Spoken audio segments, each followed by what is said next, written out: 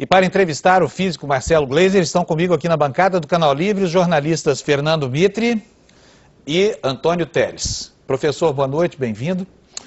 Eu pergunto para o senhor, diante dessa descoberta, dessa partícula, ainda existe Deus, há necessidade de Deus para o funcionamento do universo, ou não? Puxa, já começa pesado, né?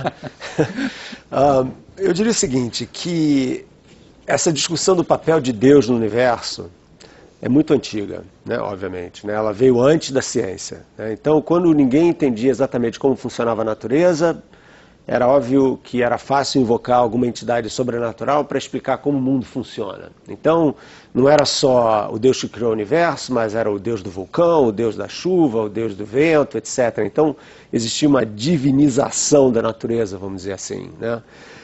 Com o passar do tempo, houve uma racionalização da natureza, ou seja, o homem começou a entender a natureza de outra forma, não só através de ações sobrenaturais, mas tentando usar um pouco da razão para entender as causas das coisas que a gente vê em volta da gente, né? E isso deu certo. E o produto disso, hoje a gente chama de ciência.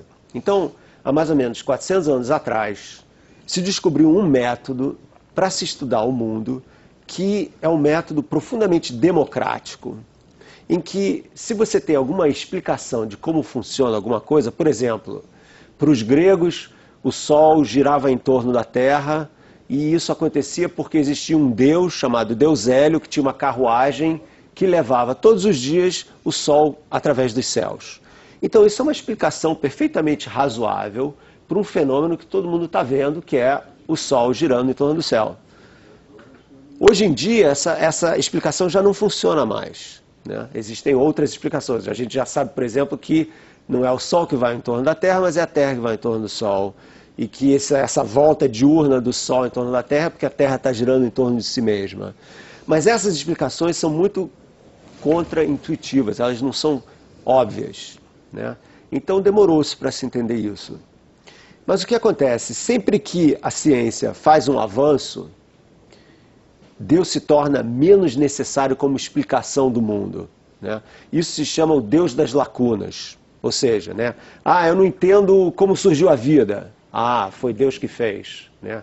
Aí vamos supor que daqui a 20 anos, que a gente também não entende como surgiu a vida na Terra, daqui a 20 anos alguém entenda isso. Então, essa ação divina não é mais necessária. Então, teologicamente, né, para as pessoas que têm fé, essa é uma péssima maneira de se relacionar com Deus.